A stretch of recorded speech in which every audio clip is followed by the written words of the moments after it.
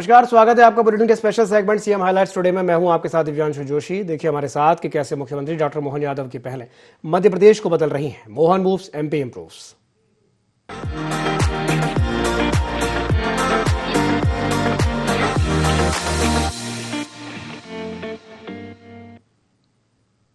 मध्य प्रदेश के पूर्व मंत्री सज्जन सिंह वर्मा की धर्मपत्नी सुभद्रा वर्मा का निधन हो गया है। उनके निधन से परिवार और समर्थकों में शोक की लहर है।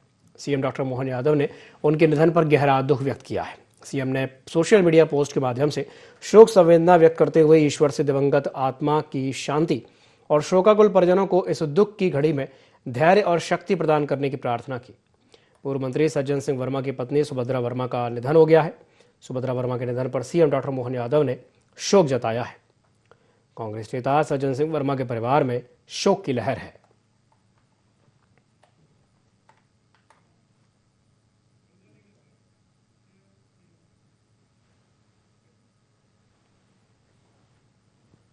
आज नई दिल्ली में प्रधानमंत्री नरेंद्र मोदी से सीएम डॉक्टर मोहन यादव ने मुलाकात की। इस दौरान मुख्यमंत्री ने कृषि कल्याण वर्ष समेत मध्य प्रदेश में चल रहे विकास कार्यों की जानकारी प्रधानमंत्री को दी।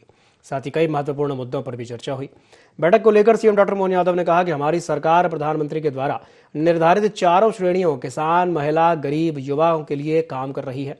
हम किसान कल्याण वर्ष को बहुत अच्छे से मना रहे हैं। हम पशुपालन, मत्स्य पालन, बागवानी, कृषि समेत करीब 16 विभागों को मिला करके अच्छा काम कर रहे हैं। मुझे खुशी है कि प्रधानमंत्री ने हमारे काम को आगे बढ़ाने के लिए आशीर्वाद दिया है और भविष्य में भी इसके अच्छे परिणाम मिलेंगे।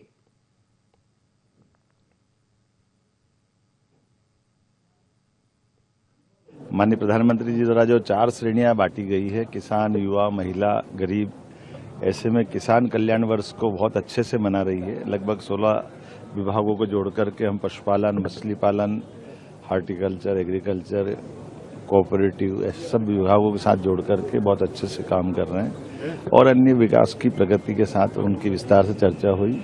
मुझे इस बात का संतोष भी है कि माननीय प्रधानमंत्री जी ने प्रसन्नता के साथ हमारे कामों को आगे बढ़ने के लिए आशीर्वाद दिया है और आने वाले समय में इसके रिजल्ट भी अच्छा है। नई दिल्ली में मुख्यमंत्री डॉक्टर मोहन यादव ने लोकसभा अध्यक्ष ओम बिरला से सौजन्य मुलाकात की। इस दौरान दोनों नेताओं के बीच समसामयिक मुद्दों पर विस्तृत चर्चा हुई। मुलाकात के दौरान संसदीय कार्यप्रणाली समेत विभिन्न राष्ट्रीय और समकालीन विषयों पर भी विचार विमर्श किया गया। ये मुलाकात शिष्टाचार भेंट के रूप में हुई, जिसमें कई अहम मुद्दों पर संवाद हुआ।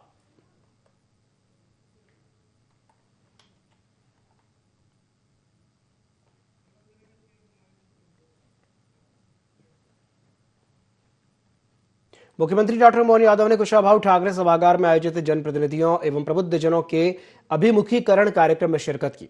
कृषक कल्याण वर्ष 2026 के तहत कार्यक्रम का आयोजन किया गया, जिसमें सभी विभागों के प्रेजेंटेशन के जरिए कृषि क्षेत्र में हो रहे विकास की जानकारी दी गई।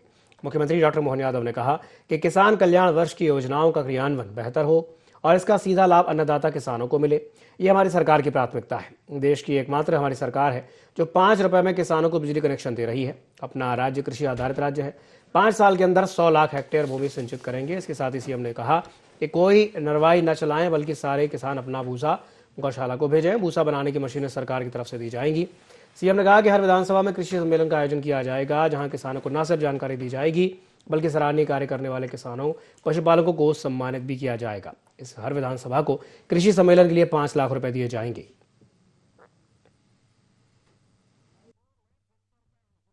किसान कल्याण वर्ष के माध्यम से अलग अलग विभागों को लेकर के सरकार के माध्यम से किसान कल्याण वर्ष की इन योजनाओं को किस प्रकार से सरकार हाथ में लेके आगे बढ़ रही, ताकि सच में किसान कल्याण वर्ष का लाभ किसानों के परिवार तक पहुंचे, लोगों के घरों तक पहुंचे।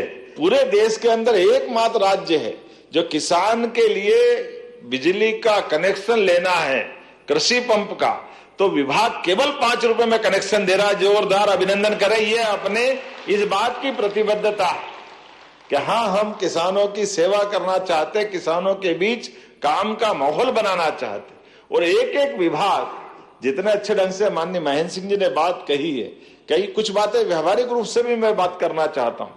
अब जैसे होम स्टे टूरिज्म वालों ने कहा है, तो टूरिज्म के माध्यम से हमारा करीब करीब शहरी क्षेत्र में लगभग 13 अलग अलग धार्मिक पर्यटन के हमारे केंद्र बन रहे हैं।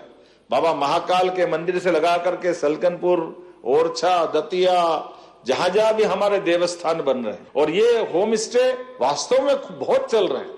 अभी तो ऐसा हो गया कि कई जगह धार्मिक शहरों में तो टूरिज्म को जो आंकड़ा बता रहा हूं उस आंकड़े से 10 गुना ज्यादा है। जैसे लघु कुटीर उद्योगों की बात आई तो अभी वो बताने के लिए समय कम पड़ गया। आप फसल लगा रहे हो, लेकिन फसल के साथ आपने मधुमक्खी पालन कर लिया। अब मधुमक्खी पालन का डब्बा ही तो रखा है, आपको शहद बनना चालू हो गया और शहद बनते बनते आपकी आमदनी चालू हो गई। ऐसे दूध उत्पादन के लिए भी सच में पूरे देश के अंदर सबसे अच्छी संभावना मध्य प्रदेश की है। इतना बड़ा हमारा, आपने आंकड़ा सही बताया, खेती के अलावा बहुत बड़ा हमारा फॉरेस्ट का इलाका है, लेकिन पशुपालन तो हम हर जगह कर सकते हैं। पशुपालन में क्या आपत्ति कि हमारे जो गौशाला हैं, अब ये अपनी सारी योजनाओं को लेकर के जितने विभागों ने अपनी बात कही है नीचे तक जाने के लिए ये कार्यशाला सब प्रकार के लोगों को जोड़ करके बुलाई गई। अब अपना तो राज्य लगभग 80% से ऊपर कृषि प्रधान ही तो राज्य है और इसमें भी राज्य की आबादी का 60% से ज्यादा हिस्सा इस सारे विभागों में आ जाता है। 5 साल के अंदर 100 लाख हेक्टेयर का रकबा सिंचित करके अपन जमीन पर उतारने वाले, इसमें कुछ गलत बात नहीं। दूध केवल 1.5 साल 1 साल के अंदर 25% हमने बढ़ा दिया। कहां 8 लाख का कलेक्शन था, कहां हमने 12.5 लाख तक पहुंचा दिया।